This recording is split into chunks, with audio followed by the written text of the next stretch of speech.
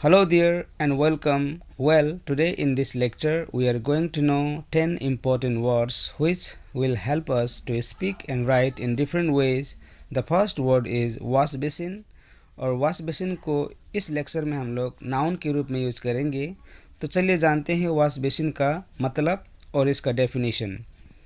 Place in bathroom where you wash hands and face. Bathroom में एक ऐसी जगह जहाँ पर हम लोग फेस और हैंड्स को वॉश करते हैं, उस जगह को हम लोग वॉश बेसिन बोलते हैं। तो चलिए जानते हैं वॉश बेसिन का हम लोग सेंटेंस में किस तरह से यूज करते हैं। They were washing their hands at the wash basin. वे लोग वॉश बेसिन पर हाथ धो रहे थे। By the way, wash basin को हम लोग हिंदी में धवन कुंड भी बोलते हैं, लेकिन वॉश बेसिन ही जनरली लोग बोलते हैं। ओके, तो चलिए जानते हैं next word washing up. Washing up को भी हम लोग यहाँ पर नाउन के रूप में यूज करेंगे। तो वॉशिंग अप का डेफिनेशन क्या है? Cleaning the plates, forks, knifes etc after a meal.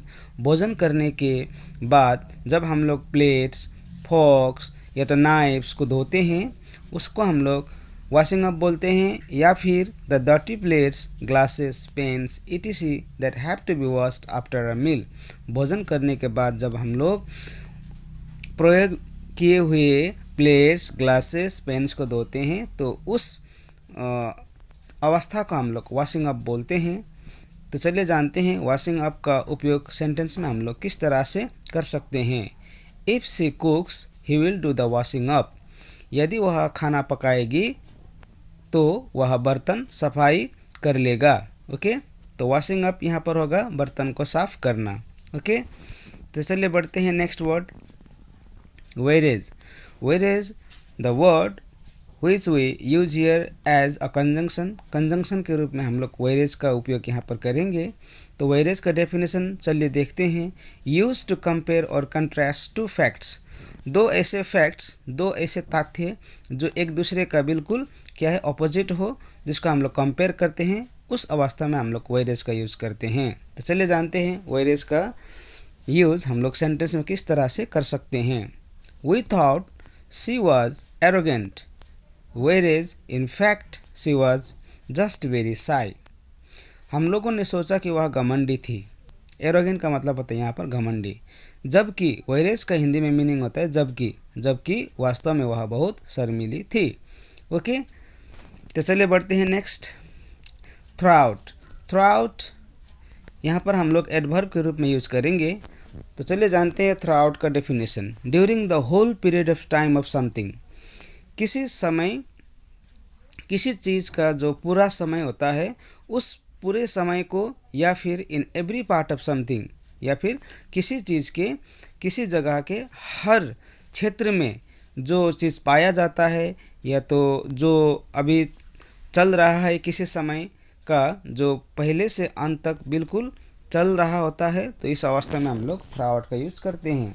Okay, during the whole period of time of something. किसी चीज़ का जो समय चल रहा होता है शुरू से अंत तक, उस अवस्था में हम लोग थ्रूआउट का यूज़ कर सकते हैं। या फिर in every part of something, किसी क्षेत्र के हर जगह पर। इस टाइप के वाक्य को जब भी हम लोगों को इंग्लिश में बोलना होता है, तब हम लोग थ्रूआउट का यूज़ करते हैं। तो चलिए जानते हैं थ्रूआउट का example. They talked throughout the film. वे लोग शुरू से अंत तक फिल्म में बात करते रहे।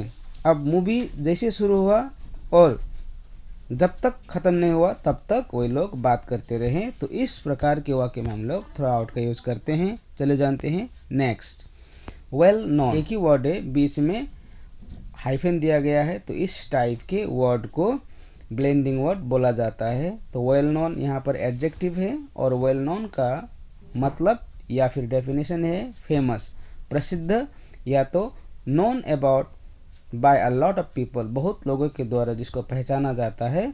इस टाइप के वाक्य में हम लोग वेल नोन का यूज़ करते हैं एज एन एडजेक्टिव। तो चलिए जानते हैं वेल नोन का उदाहरण। Amitabh Bachchan is a well known actor. Amitabh Bachchan ji एक प्रसिद्ध अभिनेता है। तो यहाँ पर हम लोग Amitabh Bachchan is a famous actor भी बोल सकते हैं, लेकिन हम लोगों ने यहाँ पर वेल नोन लगाया, क्योंकि हम लोग इस लेक्चर को इसलिए देख रहे हैं, इस लेक्चर को इसलिए हम लोग जानने का कोशिश कर रहे हैं ताकि हम लोग वोकैब बैंक्स को एक्सटेंड कर सके। ओके, वोकेबलरी का हम लोग वोकेबलरी को बढ़ा सके। चलिए जानते हैं नेक्स्ट वर्ड में वेल ऑफ। वेल ऑफ का मतलब रिच होता है या फिर इन अ गुड सिचुएशन, धनी होता है वेल ऑफ का मतलब। इसको भी हम लोग एडजेक्टिव के रूप में यूज़ करेंगे। तो चले जानते हैं एग्जांपल में, they are very well off and they live in a big house. वे लोग बहुत धनी हैं और वे लोग बड़े घर में रहते हैं।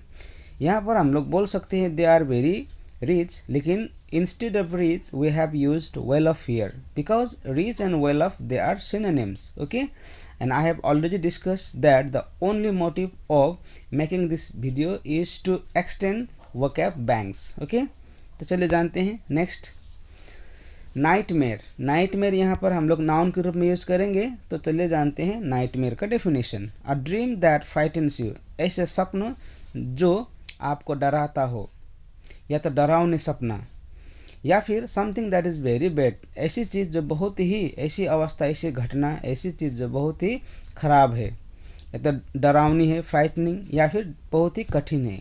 तो इस अवस्था में जब भी हम लोगों को अंग्रेजी बोलना या तो लिखना होता है तब हम लोग नाइटमेयर का यूज़ करते हैं। चलिए जानते हैं नाइटमेयर का एग्जाम्पल।